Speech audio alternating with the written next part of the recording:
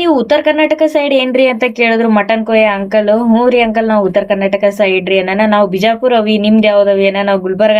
ಬಾಳ ಖುಷಿ ಆದ್ರು ಅವರು. Priyanka Bheemanna vlogs day 7/30 challenge in Bengaluru. Welcome back. ಇದೇನ್ ಹಚ್ಕೊಂಡಳಕಿ ಫೇಸಿಗೆ ಮುಂಜಾಳೆ ಎದ್ದು ಹಿಂಗ್ಯಾಕ್ ಮಾಡ್ಯಾಳಕಿ ಫೇಸಿಗೆ ಅಂತ ನೀವು ಅನ್ಕೊಳತಿರ್ಬೇಕ್ರಿ. ಆದ್ರೆ ಇದು ಬ್ಲಾಕ್ ಹೆಡ್ಸ್ ರಿಮೂವರ್ ಐತಿ, ಸೊ ಅದಕ್ಕ ಹಚ್ಕೊಂಡಿದ್ದೆ. ಹಂಗೆ ಸ್ವಲ್ಪ ಫೇಸ್ ಪ್ಯಾಕ್ ಮಾಡ್ಕೊಂಡ್ರ ಆಯ್ತು ಅಂತ ಇವತ್ತು ಕಡ್ಲೆ ಹಿಟ್ಟನು ಹಚ್ಕೊಂಡೆ. ನಾನು ಅದೇ ತೋರಿಸ್ಲತ್ತಿದ್ದೆ, ಸೇಮ್ ದೇವಾಗತ್ಲ ಕಾಣತಿದ್ದೆ. ಕಡ್ಲಿ ಹಿಟ್ಟುನು ಚಲೋ, ಅಕ್ಕಿ ಹಿಟ್ಟುನು ಚಲೋ, ನಿಂಬಲ್ಲಿ ಯಾವ್ದು ಇರ್ತದ ಹಚ್ಕೋರಿ. ವೀಕ್ನಾಗ ಒಂದ್ಸತಿ ನಾವು ಫೇಸಿಗೆ ಅಪ್ಲೈ ಮಾಡ್ಬೇಕಂತ ಹೇಳ್ತಾರ, ಆದ್ರ ಆಗಲ್ಲದು. ಸೊ ಇವತ್ತು ಏನೋ ಟೈಮ್ ಇತ್ತು ಅಂತ ನಾ ಹಚ್ಕೊಂಡಿದ್ದೆ, ಸ್ವಲ್ಪ ಡರ್ಟ್ ಹೋಗ್ಲಿ ಅಂತ. ನಮ್ ಮನಿ ಒಳಗಂತ್ರು ವೀಕಿಗೆ ಒಂದ್ಸತಿ ನಾವು ನಾನ್ ವೆಜ್ ಮಾಡ್ತೀವಿ, ಆದ್ರೆ ಎಗ್ ಮಾತ್ರ ಡೈಲಿ ತಿಂತೀವಿ.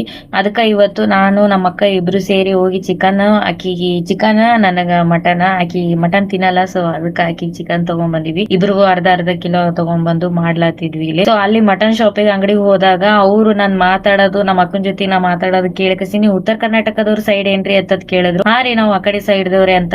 ನಿಮ್ದು ಯಾವ ಊರಿ ಅಂತ ನಮಗ್ ಕೇಳಿದ್ರು ಅವರು. ನಂದು ಗುಲ್ಬರ್ಗ ಸೈಡ್ ರೀ ಸರ್ ಅಂತ.